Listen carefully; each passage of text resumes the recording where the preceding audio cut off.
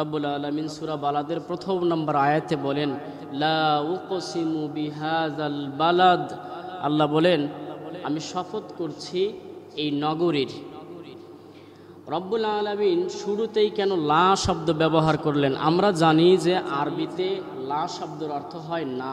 যেমন আমরা পড়ি লা ইলাহা ইল্লাল্লাহ, লা ইলাহা ইল্লাল্লাহ, আগে বলি লা মানে নাই, কি নাই? ইলাহা ইল্লাল্লাহ, আল্লাহ ছাড়া কোনো মাবুদ নাই। এরকমভাবে আরববাসীরা তাদের কথার ভেতরে লা শব্দ ব্যবহার করত। কেমন করে?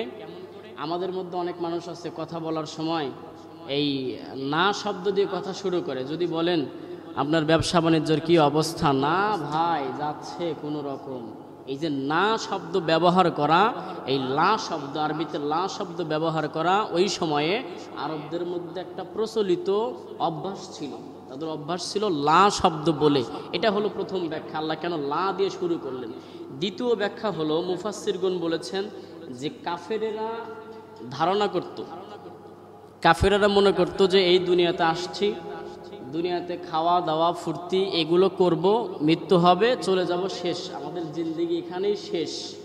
কিন্তু আল্লাহ বললেন লা, লা দিয়ে বুঝাতে চাইলেন না, তোমরা যে কথাগুলো বলছো, তোমাদের যে ধারণা, যে ভ্রান্ত মতবাদ, আসলে তা নয়, বরং আমি যা বলি সেটাই সঠিক। এই জন্য আল্লাহ বলছেন লা উকসিমু বিহাযাল বালাদ, আমি শপথ করছি এই নগরীর। এখানে নগরী বলতে মক্কা নগরীকে বোঝানো হয়েছে। পৃথিবীতে এই যে জমিন যখন ছিল না, তখন পানি দিয়ে ভরপুর ছিল, জমিন ছিল না, ছিল পানি আর পানি, পানির উপরে আল্লাহর আরশ ভাসমান অবস্থায় ছিলেন।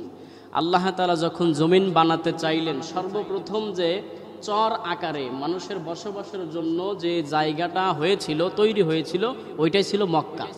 এই জন্য আল্লাহ তাআলা এই মক্কা নগরীর কসম খেলেন। কোনো গুরুত্বপূর্ণ জিনিসের কসম ছাড়া আল্লাহ তাআলা কসম খাননি, এমনি এমনি কিন্তু মক্কা নগরের কসম আল্লাহ খাননি। তো এই যে জমিন চর আকারে সর্বপ্রথম শুরু হয়েছিল, সেটা ছিল মক্কা। আজকের ভূতত্ত্ববিদগণ বলেছেন যে তামাম পৃথিবীর জমিনের একটা নাভি থাকে। নাভি মানে কি? মাঝ বরাবর, মাঝের জায়গা, মাঝখান। এই নাভি মূল হচ্ছে মক্কা। মক্কাকে বলা হয় জমিনের মূল কেন্দ্র, মূল প্রাণ কেন্দ্র বলা হয় মক্কাকে। এই জন্য আল্লাহ তাআলা মক্কা নগরীর শপথ প্রথমেই খেলেন। সূরা ৩-এর ভিতরে আল্লাহ তাআলা বলছেন ওয়াহাযাল বালাদিল আমিন, পবিত্র নগরীর কসম আল্লাহ তাআলা সূরা ৩-এ খেয়েছিলেন। এবার আল্লাহ তাআলা শপথ খাওয়ার পরে ২ নম্বর আয়াতে বললেন ওয়া আনতা হিল্লুম বিহাযাল বালাদ, হে নবী, এই মক্কা নগরীতে তোমার বসবাসের জন্য আমি হালাল করেছি। কেমন করে? এই আয়াতের দুটো ব্যাখ্যা। একটা হলো যে মক্কা নগরীতে আল্লাহ রসুল সাল্লাল্লাহু আলাইহি ওয়াসাল্লামের বসবাসের কারণেই এই মক্কার দাম বেড়ে গেছে। সুবহানাল্লাহ। আল্লাহ তাআলা বলছেন যে ওয়ান্তা হিল্লুম বিহাযাল বালাদ, ও নবী, আপনার বসবাসের কারণেই এই মক্কার দাম বেড়ে গেছে। এই আয়াতের দ্বিতীয় ব্যাখ্যা ইমাম কুরতুবী, ইমাম ইবনে কাসির রাহমাতুল্লাহি আলাইহি বলেন, এখানে হিল্লু শব্দ দ্বারা মুহাম্মদ সাল্লাল্লাহু আলাইহি ওয়াসাল্লামকে বোঝানো হয়েছে। কিভাবে? রাসূলুল্লাহ সাল্লাল্লাহু আলাইহি ওয়াসাল্লামের অবস্থানকে বোঝানো হয়েছে। আপনারা জানেন মক্কাতুল মুকাররমায় ওই সময়ও এই মক্কার আশেপাশে হেরেমের ভেতরে একটা বনের পশু হত্যা করাও তখন নিষিদ্ধ ছিল, একটা গাছপালা কাটাও নিষিদ্ধ ছিল। অর্থাৎ মক্কার আশেপাশের সকলেই মক্কার জন্য, কাবা ঘরের জন্য নিরাপদ ছিল। কিন্তু সেখানেই মক্কার কাফেরেরা মুহাম্মদুর রাসূলুল্লাহ সাল্লাল্লাহু আলাইহি ওয়াসাল্লামকে হত্যার পরিকল্পনা ওই জায়গায় করেছিল। অথচ কিন্তু হারাম শরীফের আশেপাশে হত্যা করা নিষিদ্ধ ছিল, হারাম ছিল। আর তারা কি করলো? নবীকে হত্যা করার পরিকল্পনা করলো। এই জন্য আল্লাহ বলছেন ওয়া আনতা হিল্লুম বিহাযাল বালাদ, ও নবী, আপনার জন্য ওইটা বসবাসের জায়গা আমি বানিয়েছি। অর্থাৎ কিছু সময়ের জন্য আমি ওইখানে হত্যাকাণ্ড করা, আপনার দ্বারা হত্যাকাণ্ড করা আমি হালাল করেছি। এই জন্য মক্কা বিজয়ের সময় কিন্তু আল্লাহ রাসূল বলছিলেন, সবাইকে মাফ করে দিয়েছিলেন। 10 থেকে 12 জন লোকের নাম ধরে ধরে নবী বলছিলেন, এদেরকে যেখানে পাবে হত্যা করবে। এই জন্য রব্বুল আলামিন দ্বিতীয়বার কসম খেলেন কিসের? ওয়া আনতা হিল্লুম বিহাযাল বালাদ, হে নবী, এই মক্কা নগরীতে আপনার জন্য বসবাসের উপযোগী করেছি। এই জন্য আল্লাহ তাআলা ওখানে শপথ খেলেন। তৃতীয় নম্বর আল্লাহ বলছেন ওয়ালিদু ওয়ামা ওয়ালাদ, রব্বুল আলামিন বলেন শপথ জনকের এবং তার সন্তানদের। এখানে মুফাসসিরগণ বলেছেন যে এই জনক বলতে আদি পিতা আদম আলাইহিস সালামকে বোঝানো হয়েছে, আর জন্মদাতা সন্তানদের অর্থাৎ আদম আলাইহিস সালাম থেকে শুরু করে কিয়ামতের পূর্ব মুহূর্ত পর্যন্ত যত মানুষ জমিনে আসবে সমস্ত মানুষের কসম আল্লাহ তাআলা খেলেন। তাহলে কসম হলো কয়টা? 3টা। 1 নম্বরে মক্কা নগরীর কসম খেলেন, 2 নম্বর রাসূল সাল্লাল্লাহু আলাইহি ওয়াসাল্লামের জন্য মক্কা নগরীকে হালাল করলেন, 3 নম্বরে কসম খেলেন আদি পিতা আদম এবং তার সমস্ত সন্তানদের কসম আল্লাহ রাব্বুল আলামিন সূরা বালাদে খেলেন। 3টা কসম খাওয়ার পর আল্লাহ বলছেন লাকাদ খালাকনাল ইনসানা ফি কাবাদ, আমি মানুষকে সৃষ্টি করেছি অত্যন্ত কষ্ট আর শ্রমের মধ্য দিয়া। দুনিয়ার প্রত্যেকটি মানুষ কোনো না কোনোভাবে কষ্টের মধ্যে আছে, কারো কষ্টের ধারাবাহিকতা এক এক রকম, কিন্তু মানুষকে আল্লাহ তাআলা কষ্ট দিয়েই সৃষ্টি করেছেন, বানিয়েছেন। আব্দুল ইবনে আব্বাস রাদিয়াল্লাহু তাআলা আনহু বলেন, এই কাবাদ শব্দের ব্যাখ্যায় তিনি বলেন, মানুষ যখন মায়ের পেটের ভেতরে ছোট্ট একটা জায়গাতে থাকে, পেটের ভেতরে যখন থাকে তখন থেকেই তার কষ্ট। আর পর যখন জমিনে আসে, একটা মাছের বাচ্চা, একটা গরু বাছুরের বাচ্চা, ছাগলের বাচ্চা জমিনে আসার পরে সে নিজে নিজেই চলতে পারে, খেতে পারে, কিন্তু মানুষ নিজে নিজে চলতে পারে না। ওর 2 থেকে 2.5 বছর কষ্ট করতে হয়। মা যা খাওয়ায় তাই সে খায়, মা যা পড়ায় তাই সে পড়ে। এই যে কষ্ট, এই কষ্টের কথা আল্লাহ তাআলা স্মরণ করেছেন যে দেখো মানুষ, তোমাকে আমি কষ্ট, ক্লেশ আর শ্রম নির্ভর করে তৈরি করেছি। এর দ্বারা বোঝা যায় যে যত শ্রম করবে সে তত সফলতা অর্জন করবে। এখানে শ্রম শুধু দুনিয়াবি অর্থে ব্যবহৃত নয়, এখানে শ্রম হলো কিসের? আল্লাহ তাআলা সূরা মুলুকের ভিতরে বলেছেন যে আমি আল্লাযী খালাকাল মাউতা ওয়াল হায়াতা লিয়াবলুয়াকুম আইয়ুকুম আহসানু আমালা, আমি মানুষদের জন্য জন্ম মৃত্যু সৃষ্টি করেছি কেন? যে সে যেন আমলের দিক থেকে কে কত বেশি আল্লাহর উত্তম হতে পারে। এই জন্য আমল করতে হলেও কি লাগবে? কষ্ট লাগবে, শ্রম লাগবে, পরিশ্রম লাগবে। এরপরে দেখেন হাসান বসরি রহমাতুল্লাহি আলাইহি বলেছেন যে মানুষের জন্য দুনিয়াবি মুসিবত সহ্য করা এবং আখিরাতের কষ্ট সহ্য করা, এই 2টা সহ্য, দুনিয়ার কষ্ট, আখিরাতের কষ্ট, এই 2টা কষ্টের সম্মুখীন মানুষকে হতে হয়। মানুষ যখন কোনো ভালো কাজ করে, ভালো কিছু পায়, তখন আল্লাহর শুকর আদায় করতে হয়। আবার যখন মানুষ খারাপ কিছু হয়, খারাপ কিছু ঘটে, তখন মানুষকে ধৈর্য ধারণ করতে হয়। কিছু পেলে আল্লাহর শুকরিয়া আদায় করাটাও কষ্ট, কষ্ট না? অনেক মানুষের ধন সম্পদ, বাড়ি গাড়ি, টাকা পয়সা আছে, কিন্তু সে কি করতে পারে না? আল্লাহর শুকর আদায় করতে পারে না। আবার অনেক মানুষকে আল্লাহ তাআলা পরীক্ষা করেন, কিন্তু সে ধৈর্য ধারণ করতে পারেন না। তাহলে বোঝা গেল যে তার শুকরিয়া আদায়ের মধ্যেও কষ্ট এবং সে ধৈর্য ধারণ করবে, সেখানেও তার মধ্যে কি রয়েছে? কষ্ট রয়েছে।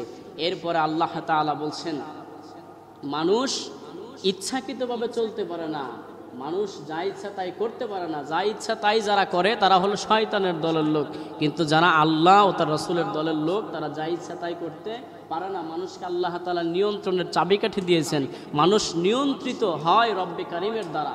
এই জন্য মানুষের নেক আমল করতে কষ্ট আছে, জান্নাতে যেতে কষ্ট করতে হয়, দুর্গম পথ পাড়ি দিতে হয়। এজন্য আল্লাহ বলছেন যে মানুষ কি কষ্ট আর শ্রম নির্ভর করে মানুষকে সৃষ্টি করা হয়েছে। এরপরে রব্বুল আলামিন বলছেন আয়াহসাবু আল্লা ইয়াকদিরু আলাইহি আহাদ, সে কি মনে করে যে তার উপরে কেউ ক্ষমতাবান হবে না? এই যে এত কষ্ট করে আল্লাহ তাআলা মানুষ যে বানালেন, আল্লাহ তাআলা যে মানুষ বানালেন, এখন এই মানুষ কি করে? মনে করে যে আমার উপর আর কারো ক্ষমতা চলবে না, আর কারো ক্ষমতা নাই। যেমন আদ জাতি বলেছিল মানে আসাদ্দা মিন্না কুওয়াতান, কে আছে আমাদের চাইতে বেশি শক্তিশালী। তারা বলছিল যে কে আছে আমাদের চাইতে বেশি শক্তিশালী। ওই সময় মক্কাতুল মুকাররমায় একজন মানুষ ছিল, ইসলামের বিপরীত ধর্মী একটা লোক ছিল, একাই 10 থেকে 12 জন যুবকের শক্তি তার শরীরে ছিল। সে এটা নিয়ে অহংকার বোধ করতো, বলতো আমার শক্তির সমান কে আছে? আল্লাহ তাআলা এই কথাটা স্মরণ করে দিয়ে বলছেন আয়াহসাবু আল্লা ইয়াকদিরু আলাইহি আহাদ, তারা মনে করে যে আমার উপর কে ক্ষমতাবান আছে, অথচ আল্লাহ তাআলা সবার চাইতে ক্ষমতাবান। ঠিক কিনা? বনি আদম এই যে মানুষের উপর জুলুম করে, অন্যায় করে, অবিচার করে, তারা মনে করে যে আমাদের শাস্তি দেওয়ার কেউ নাই, আমরা অন্যায় করেছি এ পর্যন্তই শেষ, মারা যাব শেষ। না, আল্লাহ বলছেন যে আমার কাছে আসতে হবে, হিসাব দিতে হবে। এরপর আল্লাহ তাআলা বলেন ইয়াকুলু আহলাকতু মালাল লুবাদা, সে বলে আমি প্রচুর ধন সম্পদ ব্যয় করেছি। খেয়াল করছেন? মানুষ যারা আছে এরা আল্লাহর রাস্তায় দান করাকে কি মনে করে? ব্যয় মনে করে, অযথা খরচ মনে করে। কিন্তু বন্ধু বান্ধব এদেরকে নিয়ে আড্ডাবাজি করে, বিবাহের অনুষ্ঠানে ঢোল তবলা গান বাজায়, গানের অনুষ্ঠানে টাকা দেয়, মানুষের সাথে আড্ডাবাজিতে লিপ্ত হয়ে মদ গাঁজা ফেন্সিডেল ইয়াবা খায়, এগুলোকে সে খরচ মনে করে না। কিন্তু যখন সে মসজিদে টাকা দান করে, মাহফিলে টাকা দান করে, ধর্মীয় কাজে কোনো টাকা দান করে, তখন সে কি বলে? আমি অনেক ব্যয় করে ফেলছি। এরকম মানুষ বলে না? ধনী শ্রেণী আছে এরকম এক ধরনের, গরিব শ্রেণীও আছে এক ধরনের এরকম, যে আল্লাহর রাস্তায় কষ্ট মানে টাকা খরচ করাকে সে কি মনে করে? কষ্ট মনে করে, ব্যয়, অযথা ব্যয় মনে করে। এই জন্য আল্লাহ বলছেন ইয়াকুলু আহলাকতু মালাল লুবাদা, লোকেরা বলে যে আমি প্রচুর ধন সম্পদ ব্যয় করেছি। এরপর আল্লাহ তাআলা পরের আয়াতে বলছেন আয়াহসাবু আল্লাম ইয়ারাহু আহাদ, আল্লাহ বলেন তারা যে টাকাগুলো ব্যয় করছে, কোন পথে ব্যয় করছে, সে কি মনে করে তাকে কেউ দেখেনি? তাকে কেউ দেখেনি।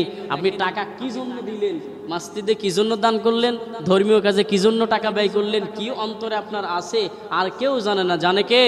আল্লাহ রাব্বুল আলামিন জানেন। রাব্বুল আলামিন বলেন লিল্লাহি মা ফিস সামাওয়াতি ওয়া মা ফিল আরদি ওয়া ইন তুবদু মা ফি আনফুসিকুম আও তুখফুহু ইউহাসিবকুম বিহিল্লাহ। আল্লাহ তাআলা বলেন আসমানের জমিনে যা কিছু আছে সব কিছু আল্লাহর জন্য। তোমাদের মনের মধ্যে যা আছে, যা প্রকাশ করো আর যা গোপন করো, সব কিছুর হিসাব আমি আল্লাহর কাছে তোমাদের দেওয়া লাগবে। এই জন্য আল্লাহ বলছেন তুমি যে ব্যয় করো, যে সম্পদ ব্যয় করো, ধর্মীয় কাজে ব্যয় করাটাকে তুমি যে অযথা ব্যয় মনে করো, আর বন্ধু বান্ধবদের আড্ডায় টাকা পয়সা খরচ করলে তোমার কাছে এটা ব্যয় মনে হয় না। তুমি যে কি নিয়তে কি উদ্দেশ্যে ব্যয় করো, এটা আল্লাহ রাব্বুল আলামিন ভালো করেই জানেন। এরপর রব্বুল আলামিন বলছেন আলাম নাজআল লাহু আইনাইন ওয়া লিসানাও ওয়া শাফাতাইন, আল্লাহ বলছেন আমি কি তোমাকে দুটো চোখ দেই নেই? আল্লাহ বলছেন আমি কি তোমাকে দুটো চোখ দেই নাই, একটা জিহ্বা দেই নাই, দুটো ঠোঁট দেই নাই? রব্বুল আলামিন গুরুত্বপূর্ণ তিনটা মূল্যবান জিনিসের কথা এখানে উল্লেখ করেছেন যে আলাম নাজআল লাহু আইনাইন, আমি তোমাদের কি চোখ দেই নাই? আল্লাহ যদি চোখ না দিত তাহলে বুঝতাম যে চোখের কি দাম। এখন চোখ দিয়েছে আল্লাহ তার কোরআন দেখার জন্য, আল্লাহর নিদর্শন দেখার জন্য, আল্লাহর উপর ঈমান আনার জন্য। কিন্তু আমরা এই চোখ দিয়ে কোরআন দেখিও না, আল্লাহর নিদর্শন দেখে সেখান থেকে জ্ঞান নেইও না। আল্লাহ কেন চোখের কথা বললেন? দেখেন রব্বুল আলামিন যদি চোখ না দিতেন তাহলে কি আপনি দেখতে পারতেন না কোনো কিছু, কোনো কিছু আপনি দেখতে পারতেন না। আর না দেখলে আপনি ওই জিনিসটা যদি আপনি না দেখেন, আপনার অন্তরস্থল থেকে, আপনি ভিতর থেকে ওই জিনিস সম্পর্কে আপনি কোনো আইডিয়া বের করতে পারতেন না। আপনার সামনে একটা ফুটবল, ক্রিকেট, ছোট বল ধরাই দিত, আপনি চোখে দেখেন না, অন্ধ। আপনাকে যদি বলতো এটা আপেল, আপনার বিশ্বাস করা লাগতো এটা আপেল, কারণ আপনি দেখেন না। এই জন্য আল্লাহ রাব্বুল আলামিন বলছেন আলাম নাজআল লাহু আইনাইন, আমি কি তাকে চোখ দেই নাই? আমার পথে টাকা খরচ করাকে সে ব্যয় মনে করে, আমি কি তাকে চোখ দেই নাই? অর্থ সম্পদের চাইতে সবচাইতে দামি সম্পদ তার আমি দুটো চোখ দিছি। এখন এই চোখ পাওয়ার পরে আমার শুকর আদায় করবে, অথচ কি করে? টাকা দান করার পরে, ধর্মীয় কাজে লাগানোর পরে সে সেটাকে ব্যয় মনে করে। রব্বুল আলামিন বলছেন তারপরে ওয়ালিসানাও ওয়া শাফাতাইন, তাকে কি জিহ্বা দেই নাই? একটা জিহ্বা দেওয়া হয়েছে। দেখেন একটা কম্পিউটার, আপনি এই কম্পিউটারের সব কিছু দিবেন, এ আউটপুট করতে পারবে, ইনপুট করতে পারবে, নিতে পারবে, আপনাকে দিতে পারবে, অনেক সুবিধা দিতে পারবে। কিন্তু গরু গোশত, ছাগলের গোশত, শাক, পুঁটি মাছ, ঢেলা মাছ, ছোট মাছ, এগুলোর স্বাদ কম্পিউটারে দিবেন, ও আপনাকে দিতে পারবে স্বাদ, বলে দিতে পারবে লবণ বেশি না কম। আল্লাহ রাব্বুল আলামিন জিহ্বা দিলেন। এই জিহ্বা দিলেন এমন একটা জিহ্বা মেশিন, আপনার এই জিহ্বার উপরে যা রাখেন, কোনটা পুঁই শাক, কোনটা লাল শাক, কোনটা ছোট মাছ, কোনটা বড় মাছ, কোনটা গোশত, কোনটা ছাগলের, কোনটা মুরগির, কোনটা ভেড়ার, নিমিষেই আপনি বলে দিতে পারেন সুবহানাল্লাহ। আল্লাহ যদি জিহ্বাটা না দিত আপনি খাবার খেতে পারতেন না, আপনি কথা বলতে পারতেন না, আপনার মনের ভাব আপনি প্রকাশ করতে পারতেন না। দেখেন রব্বুল আলামিন কিন্তু জিহ্বা দিছে, একটা ছাগলকেও দিছে, একটা গরুকেও দিছে, একটা মহিষকে দিছে, কিন্তু সে কি করতে পারে না?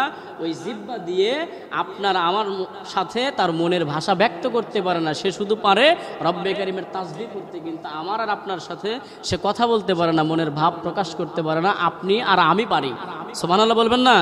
আল্লাহ রাব্বুল আলামিন এজন্য বলছেন ওয়ালিসানাও, এরপরে বলছেন ওয়া শাফাতাইন, দুটো ঠোঁট দিয়েছি।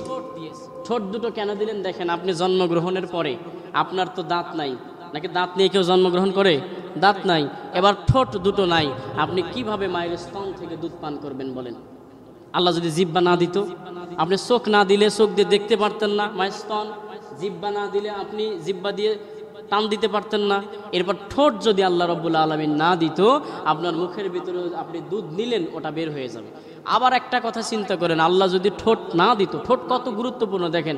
যার ঠোঁট একটু মোটা, নিচের দিকে ঝুলে গেছে, উপরেরটা নিচের দিকে ঝুলে গেছে, দেখতে বিশ্রী লাগে, আছে কিন্তু মোটা, তাই বিশ্রী লাগে। যেমন বেলাল রাদিয়াল্লাহু তাআলা আনহুর কথা আমরা বলতে পারি, ওনার ঠোঁট এত মোটা ছিল যে ভারের কারণে নিচের ঠোঁট নিচের দিকে, উপরের ঠোঁটও নিচের দিকে ঝুলে গেছে, দেখতে ভালো লাগতো না। কিন্তু রব্বুল আলামিনের কাছে তার দাম সবচাইতে বেশি না কম? এরকম ভাবে রব্বুল আলামিন বলছেন, আমি তোমাকে দুটো ঠোঁট দিয়েছি, ঠোঁট দুটো না থাকলে তুমি দুধ পান করতে পারতে না, সব বেরিয়ে যেত। আর এমন বিশ্রী দেখা যেত, দাঁতগুলো বের হয়ে থাকতো, এমন বিশ্রী দেখা যেত যেটা কল্পনার বাইরে। অথচ রব্বুল আলামিন বলছেন, লাকাদ খালাকনাল ইনসানা ফি আহসানি তাকবীম, আমি মানুষকে সুন্দর করে বানিয়েছি। সুবহানাল্লাহ। এই গুরুত্বপূর্ণ তিনটা জিনিসের কথা রব্বুল আলামিন বললেন যে কি কি? দুটো চোখ তোমাকে দিয়েছি, জিহ্বা দিয়েছি, ঠোঁট দিয়েছি। রব্বুল আলামিন এগুলো দেওয়ার পরে বলছেন, ওয়াহাদাইনাহুন নাজদাইন, বান্দা আমি তোমাকে দেখিয়েছি দুটা পথ। দুটা পথ রব্বুল আলামিন দেখিয়েছেন, একটা ভালো একটা মন্দ, একটা কল্যাণ একটা অকল্যাণ। রব্বুল আলামিন এই দুটো পথ দেখিয়েছেন। এখানে নাজদাইন শব্দের অর্থ এসেছে, নাজদ বোঝানো হয় একটা উঁচু পাহাড়, যেটা উঁচু, সবচেয়ে বেশি উঁচু, উচ্চতর দিকের কথা বলা হয়েছে। অনেক মুফাসসিরগণ বলেছেন যে এখানে নাজদাইন দ্বারা আল্লাহ তাআলা বোঝাতে চেয়েছেন যে কল্যাণের যে পথ, এই পথটা ঊর্ধ্বগামী, কল্যাণের পথটা ঊর্ধ্বগামী, এই উপর দিকে যেতে একটু কষ্ট হয়। কেউ যদি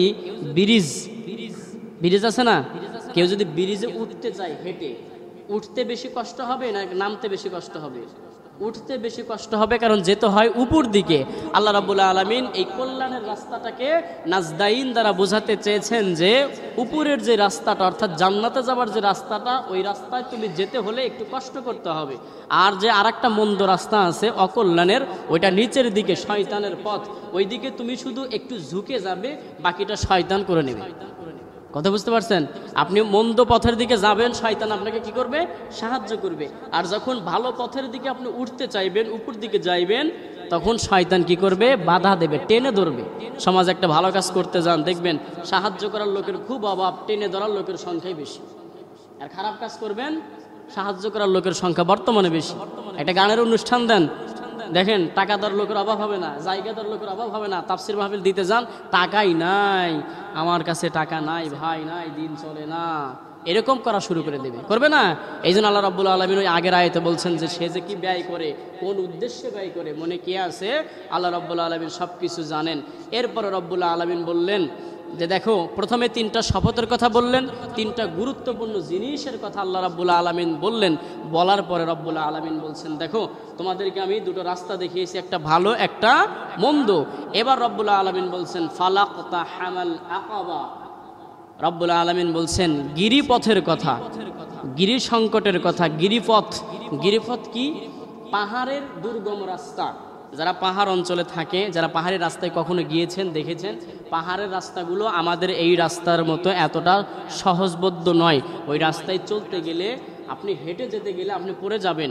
রাস্তাটা এত দুর্গম, কোথাও উঁচু, কোথাও নিচু, কোথাও ঢালু, কোথাও কাত। আমরা গিয়েছিলাম হাটহাজারী মাদ্রাসাতে, সিএনজি করে গিয়েছিলাম। আমরা প্রথম যখন উঠেছিলাম, আমাদের অন্তরে ভয় ছিল, আমরা এই বাম্পার ধরে থাকছিলাম, একবার বাম্পার ছাড়ি নাই। একবার উঁচুর দিকে যায়, আবার নিচে যায়, আবার ঢালু আছে, আবার কাত হয়, আবার সোজা হয়। রব্বুল আলামিন আকাবা শব্দ দ্বারা বোঝাতে চাইছেন যে কেউ যদি পাহাড়ের রাস্তা অতিক্রম করতে চায়, তাহলে তাকে যেরকম কষ্ট করতে হয়, তেমনি ভাবে যদি কেউ নেকের রাস্তা, জান্নাতের রাস্তায় চলতে চায়, তাকেও কষ্ট করতে হবে। কেমন করে? উদাহরণ দেওয়া যায় যে আপনি নেক আমল করবেন, শয়তান আপনাকে কুমন্ত্রণা দেবে, আপনাকে বাধা দেবে, আপনার নফস শয়তান আপনাকে বাধা দেবে। ওই পাহাড়ে, দুর্গম পাহাড়ের রাস্তায় চলা যেরকম, পাহাড়ের রাস্তায় ওঠা যেরকম, পাহাড়ের চূড়ায় ওঠা যেরকম কষ্ট, ওইরকমভাবে নেকের রাস্তায় চলাও ওইরকম কষ্ট। আপনাকে ওই পাহাড়ে উঠতে হলে সমস্ত কিছু মোকাবেলা করে ব্যালেন্সপূর্ণ হয়ে পাহাড়ের চূড়ায় উঠতে হবে। ঠিক তেমনিভাবে আপনি যদি আল্লাহর বানানো জান্নাতে যেতে চান, জান্নাত যদি আশা করেন, ওই রাস্তায় যদি আপনি হাঁটতে চান, তাহলে কিছু কষ্ট, কিছু ক্লেশ, কিছু পরিশ্রম আপনাকে করতে হবে, কিছু বাধার সম্মুখীন আপনাকে হতে হবে। রব্বুল আলামিন এই আয়াত দ্বারা আরও বোঝাতে চাইছেন, অনেক মুফাসসিরগণ বলেছেন যে কাফেরেরা মুহাম্মদ সাল্লাল্লাহু আলাইহি ওয়াসাল্লামের পেছনে টাকা পয়সা খরচ করে, কি বলেন, টাকা পয়সা খরচ করে তাকে হত্যার পরিকল্পনা করে। সেই মদিনা থেকে ইহুদি রাষ্ট্রপ্রধানদের নিয়ে আসে, অনেক পণ্ডিতকে আনার পরে কিভাবে হত্যা করা যাবে এই পরিকল্পনা তারা করে। কেন? তারা কি পারে না এই টাকাগুলো ধর্মীয় কাজে ব্যয় করতে? ধর্মীয় কাজে ব্যয় করলে কি হতো? সব হতো, নেকি হতো। রব্বুল আলামিন বলছেন 10 নেকি দিতাম, তারপরে 70 নেকিতে 700 নেকিতে বাড়িয়ে দিতাম। তাহলে তারা কি করে না? এই টাকাগুলো, পয়সাগুলো কেন তারা ধর্মীয় কাজে লাগায় না? তাহলে বোঝা গেল আপনার অর্থ, আপনার সম্পদ ধর্মীয় কাজে লাগানো হচ্ছে। পাহাড়ের উঁচু চূড়ায় অবস্থান করা যেরকম কষ্ট, ওই রকম টাকা ধর্মীয় কাজে খরচ করাটাও কষ্ট। আর শয়তানের রাস্তায় খরচ করা কি সহজ? রব্বুল আলামিন বলছেন, নবী, ওয়ামা আদরাকা মাল আকাবা, আপনি কি জানেন এই গিরিপথ কি? এই যে পাহাড়ের সাথে, যে পাহাড়ের রাস্তার সাথে যে তুলনা করা হলো আকাবা, এই পথটা কি? এটা এমন একটা পথ যে পথের সাথে আল্লাহ তাআলা তুলনা করেছেন। কেন? তাহলে তো অত সহজ না, কি বলেন? রব্বুল আলামিন সেই পাহাড়ের রাস্তার সাথে এই দুর্গম পথের, গিরিপথের কথা যে বলেছেন, তাহলে জান্নাতে যাওয়ার জন্য যে রাস্তার কথা আল্লাহ রাব্বুল আলামিন এখানে বলেছেন যে কষ্টকর হবে, পাহাড়ের রাস্তার সাথে তুলনা করেছেন, তাহলে ওই কাজগুলোও অতটা সহজবোধ্য হবে না। রব্বুল আলামিন বলছেন তাহলে যে ওই পাহাড়ের রাস্তা, গিরিপথ কি? আল্লাহ রাব্বুল আলামিন প্রথম নাম্বার বলছেন ফাক্কু রাকাবা। ফাক্কু রাকাবা আল্লাহ রাব্বুল আলামিন বলছেন 1 নাম্বার হলো দাস মুক্ত করা। এই যে আপনি পাহাড়ের চূড়ায় যে যাবেন, গিরিপথ যে আপনি অতিক্রম করবেন, আপনার যে উদ্দেশ্য জান্নাতে যাওয়া, ওই জান্নাতে যাওয়ার যে রাস্তা, ওই রাস্তার প্রথম নাম্বার কাজ কি? ফাক্কু রাকাবা, দাস মুক্ত করা। ওই সময় আরবে মানুষদেরকে দাসী করে রাখতো, টাকা দিয়ে, পয়সা দিয়ে কিনে দাসীর মতো ব্যবহার করত, খারাপ আচরণ করত। আল্লাহ রাব্বুল আলামিন বলেন, ও নবী, আপনার উপর প্রথম দায়িত্ব হলো ওই গিরিপথের কথা আপনি বলে দেন, যে কেউ যদি উচ্চ চূড়ায় উপস্থিত হতে চায়, জান্নাতের মাকাম পর্যন্ত যদি পৌঁছাতে চায়, তাহলে সেজন্য কি করে? দাস মুক্ত করে দেয়। ওই সময়ে দাস মুক্ত করা অতটা সহজ ছিল না। একটা দাসের পেছনে 10 দিরহাম, 10,000 দিরহাম, এক একজন দাসের এক এক রকম মূল্য ছিল। ওই মূল্য আমার টাকা দিয়ে, আপনার টাকা দিয়ে পরিশোধ করে তাকে মুক্ত করা সহজ ব্যাপার ছিল না। তাহলে রব্বুল আলামিন যে কথা বলছেন যে ফাক্কু রাকাবা, দাস মুক্ত করা, এই রব্বুল আলামিন এই কথাটা বলছেন এই জন্য যে ওই পাহাড়ের চূড়ায় ওঠা যেরকম কষ্ট, নিজের টাকা খরচ করে দাস মুক্ত করাটাও ওইরকম কষ্ট। এই জন্য রব্বুল আলামিন এই জান্নাতে যাওয়ার এই রাস্তাকে, দাস মুক্ত করার এই রাস্তাকে পাহাড়ের সাথে তুলনা করেছেন। এরপরে দেখেন, আবু হুরায়রা রাদিয়াল্লাহু তাআলা আনহু থেকে বর্ণিত, তিনি বলেন, যে ব্যক্তি একজন গোলামকে মুক্ত করলো, যে ব্যক্তি একজন গোলামকে, একজন দাসকে মুক্ত করে দিল নিজের টাকা পয়সা দিয়ে, আল্লাহ তাআলা তার প্রত্যেকটা অঙ্গের বিনিময়ে তার অঙ্গকে আল্লাহ রাব্বুল আলামিন হেফাজত করবেন এবং জান্নাতে দিবেন। অর্থাৎ আপনি একটা গোলামকে টাকা দিয়ে, পয়সা দিয়ে মুক্ত করে দিলেন, তার হাতের বিনিময়ে আপনার হাত জান্নাতে যাবে, তার পায়ের বিনিময়ে আপনার পা জান্নাতে যাবে। আল্লাহ রাব্বুল আলামিনের হাবিব সাল্লাল্লাহু আলাইহি ওয়াসাল্লাম বলেন, এমনকি তার লজ্জাস্থানের বিনিময়েও আল্লাহ রাব্বুল আলামিন তোমার লজ্জাস্থানকে হেফাজত করবে। সুবহানাল্লাহ বলেন। এই জন্য নিজের টাকা খরচ করে দাস মুক্ত করা অতটা সহজ না। আর যে এই কাজ করবে, সে কি করবে? জান্নাতের উচ্চ মাকামের যে রাস্তা, ওই যে গিরিপথ, এই পথ সে অতিক্রম করবে। এরপর রব্বুল আলামিন বলছেন দ্বিতীয় পথের কথা বলেছেন কি? আও ইতআমুন ফি ইয়াউমিন যী মাসগাবা, ক্ষুধার দিনে ক্ষুধার্ত ব্যক্তিকে অন্ন দেওয়া, খাবার দেওয়া। এটা হলো 2 নাম্বার কাজ। পাহাড়ের সাথে, পাহাড়ের রাস্তার সাথে রব্বুল আলামিন যে কাজগুলোর তুলনা করেছেন, তার 1 নাম্বার কাজ ছিল কি? দাস মুক্ত করা। 2 নাম্বার কাজ কি? ক্ষুধার্ত ব্যক্তিকে খাদ্য দেওয়া। এই যে যেই সময় দুর্ভিক্ষ চলে, অভাব অনটন চলে, চারিদিকে দুর্ভিক্ষ, দ্রব্যমূল্যের দাম অত্যন্ত বেশি যায়, অনেক গরিব মানুষ আছে কিনে খেতে পারে না, সাধ্য হয় না, ক্ষুধার্ত থাকে, অভুক্ত থাকে, আপনি যদি তাদেরকে খাবার দেন তাহলে কি হবে, পাহাড়ের চূড়ায় ওঠা যেরকম কষ্টকর কিন্তু আপনি চূড়ায় পৌঁছে গেছেন ওইটা যেরকম কষ্ট, আপনি যদি আপনার টাকা পয়সা খরচ করে কষ্ট করে কোনো অভাবী দুস্থ অসহায়কে খাদ্য দান করেন তাহলে কি হবে, আপনি ওই জান্নাতের দুর্গম রাস্তা পাড়ি দিতে পারবেন। এরপরে রব্বুল আলামিন বলছেন 3 নম্বরে, ইয়াতীমান যা মাকরাবা, এতিম নিকটাত্মীয়কে অন্নদান করা, নিকটাত্মীয়দের সাথে ভালো ব্যবহার করা। এতিম বলতে বোঝানো হয় নিকট আত্মীয়র মধ্যে হোক বা পাড়া প্রতিবেশীর মধ্যে হোক যাদের সাবালক হওয়ার পূর্বেই পিতা মারা গেছে, মানে তার অভিভাবক নাই, অভিভাবক হারা, এই লোকটা এতিম। সাধারণভাবে এতিমকে অন্নদান করা, তাকে প্রতিপালন করা ওই কষ্টকর রাস্তার কাজের সাথে তুলনা করা হয়েছে। রব্বুল আলামিনের হাবিব বলেন, মিসকিনকে দান করায় সাদগার নেকি হয়, মিসকিনকে দান করায় সাদগার নেকি হয়, কিন্তু কেউ যদি নিকট আত্মীয় মিসকিনকে দান করে তাহলে তার নেকি দ্বিগুণ হয়। এক হলো এতিমকে দান করার, আর 2 নম্বর হলো তার নিকট আত্মীয়কে দান করার, দুটো সব তার হয়। এরপর আল্লাহর হাবিব সাল্লাল্লাহু আলাইহি ওয়াসাল্লাম বলেন, যে ব্যক্তি কোনো এতিমকে লালন পালন করবে, যে ব্যক্তি কোনো এতিমকে লালন পালন করবে ওই ব্যক্তি আর মুহাম্মদ সাল্লাল্লাহু আলাইহি ওয়াসাল্লাম বলছেন আমি একসাথে জান্নাতে থাকবো। কিভাবে? নবীজি শাহাদাত আঙ্গুলি এবং মধ্যমা আঙ্গুলি এভাবে সাহাবীদেরকে দেখিয়েছেন যে দেখো এইভাবে, নবীজি খুব কাছাকাছি এই দুটো আঙ্গুল এরকম করে দেখিয়েছেন। এই দুটো আঙ্গুল যেরকম পাশাপাশি যে ব্যক্তি এতিমকে লালন পালন করবে ওই ব্যক্তি আর আমি মুহাম্মদ সাল্লাল্লাহু আলাইহি ওয়াসাল্লাম এরকম পাশাপাশি জান্নাতে থাকবো। সুবহানাল্লাহ বলেন। ইমাম বুখারী রহমাতুল্লাহি আলাইহি একজন বিখ্যাত হাদিস বিশারদ, তিনি একটা বিখ্যাত গ্রন্থ লিখেছেন আল আদাবুল মুফরাদ। এই গ্রন্থের ভিতরে তিনি উল্লেখ করেছেন নবী করিম সাল্লাল্লাহু আলাইহি ওয়াসাল্লাম বলেন, মুসলমানদের বাড়িগুলোর মধ্যে ওই বাড়ি সর্বোত্তম যেই বাড়িতে একজন এতিমের সাথে ভালো ব্যবহার করা হয়, একজন এতিমকে লালন পালন করা হয়।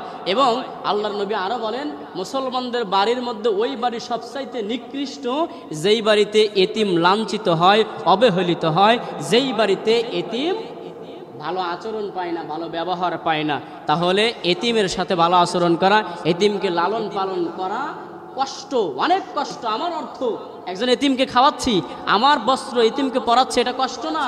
এই কষ্টের সাথে আল্লাহ রাব্বুল আলামিন ওই পাহাড়ের রাস্তা বেয়ে উপরে ওঠা, চূড়ায় ওঠার তুলনা করেছেন, উদাহরণ দিয়েছেন। এমনি এমনি দেন নাই, কারণ একজন এতিমকে লালন পালন করতে মানুষের কষ্ট হয়। এই জন্য রাব্বুল আলামিন বলছেন যে যদি কেউ এতিমকে লালন পালন করে তাহলে তার জন্য জান্নাত ওয়াজিব হয়ে যায়। আল্লাহর হাবিব সাল্লাল্লাহু আলাইহি ওয়াসাল্লাম বলেন, ইবনে আব্বাস রাদিয়াল্লাহু তাআলা আনহু থেকে বর্ণিত, তিনি বলেন যে ব্যক্তি এতিমের লালন পালন করবে, এতিমকে তত্ত্বাবধান করবে, যদি ক্ষমার অযোগ্য কোনো পাপ না থাকে আল্লাহ রাব্বুল আলামিন ওই বান্দাকে জান্নাত দেবেন এবং আল্লাহ তাকে জান্নাত দেওয়া ওয়াজিব হয়ে যায়। সুবহানাল্লাহ বলেন। এরপর রাব্বুল আলামিন বলছেন, আও মিসকিনান যা মাতরাবা, বুলণ্ঠিত এতিম, অসহায়, ঋণগ্রস্ত, দরিদ্র। অনেক মানুষ আছে না, এতিম না, একবার অসহায়ও না, কিন্তু দরিদ্র। এক পর্যায়ে এসে গেছে যে হত দরিদ্র হয়ে গেছে, ঋণে জর্জরিত হয়ে গেছে, ঋণ পরিশোধ করতে পারছে না। অনেক মানুষ তার কাছে এসেছে, ঋণের জন্য এসেছে, ঋণ দিতে পারছে না। হ্যাঁ, অনেক কষ্ট কণ্ঠকাকীর্ণ সময় সে পালন করছে। আপনি গোপনে হোক প্রকাশ্য হোক এই ব্যক্তির ঋণ আপনি পরিশোধ করে দিবেন। যদি আপনি ঋণ পরিশোধ করতে পারেন তাহলে কি হবে, পাহাড়ের চূড়ায় যদি কোনো মণিমুক্তা থাকে, আপনি যেরকম কষ্ট করে ওই পাহাড় বেয়ে উপরে উঠে ওই মণিমুক্তা আপনি ধরতে পারবেন, নিতে পারবেন। আপনি যদি এই কাজগুলো করেন, আল্লাহ রাব্বুল আলামিন বলেন এই কাজগুলো যদি কোনো বান্দা করে তাহলে কি হবে, সে জান্নাতের দুর্গম কষ্টকাকীর্ণ কণ্ঠকাকীর্ণ রাস্তা পাড়ি দিয়ে জান্নাতের উচ্চ মাকাম পর্যন্ত পৌঁছে যাবে। সুবহানাল্লাহ। এরপর রাব্বুল আলামিন বলছেন, সুম্মা কানা মিনাল্লাযীনা আমানু ওয়াতাওয়াসাউ বিস-সাবরি, করতে হবে, সবর করতে হবে, ধৈর্য ধারণ করতে হবে। এবং এই পথে চলতে যত বাধার সম্মুখীন হোক না কেন, আসুক না কেন, হতাশ হওয়া যাবে না। তাকে কি করতে হবে, ওয়াতাওয়াসাউ বিল মারহামা, তাকে আল্লাহর দয়া, আল্লাহর রহমত, এই কথা স্মরণ করতে হবে যে আল্লাহর দয়া, আল্লাহর রহমত আমার উপরে আছে। এরপর রব্বুল আলামিন বলেছেন যে উলাইকা আসহাবুল মাইমানা, এই কাজগুলো যারা করবে তারা হলো ডানপন্থী, ডান দিকের মানুষ, অর্থাৎ জান্নাতের মানুষ। সময় সংকীর্ণ, শেষ হয়ে গেছে সময়। এরপরে আল্লাহ রাব্বুল আলামিন বলছেন, আল্লাযীনা কাফারু বিআয়াতিনা, আল্লাযীনা কাফারু বিআয়াতিনা হুম আসহাবুল মাশআমা, যারা এই কাজগুলো থেকে মুখ ফিরিয়ে নেবে। যে কাজগুলোর কথা আল্লাহ রাব্বুল আলামিন বলছেন, যারা এই কাজগুলো থেকে মুখ ফিরিয়ে নেবে তারা কি কাফের সম্প্রদায়ের অন্তর্ভুক্ত। আর তাদেরকে আল্লাহ রাব্বুল আলামিন কি করবেন? আলাইহিম নারুম মুসাদা, তাদের উপরে থাকবে পরিবেষ্টিত অগ্নি, তাদেরকে আগুন গ্রাস করা হবে, অর্থাৎ তাদেরকে জাহান্নামে নিপতিত করা হবে। রাব্বুল আলামিন সূরা এই বালাদের যে সংক্ষিপ্ত তাফসিরের মধ্যে যে গুণগুলো পাওয়া গেল, এই গুণগুলো যদি আমরা সঠিকভাবে পুঙ্খানুপুঙ্খানুভাবে আমল করতে পারি তাহলে আমাদের জন্য জান্নাতের রাস্তা সুগম হবে। আর যদি এগুলো করতে না পারি তাহলে জাহান্নামের রাস্তা আমাদের জন্য খুলে যাবে। রব্বুল আলামিন যেন জান্নাতের ওই রাস্তার দিকে যাওয়ার সুযোগ আমাদের দান করুন। জোরে বলেন আমিন।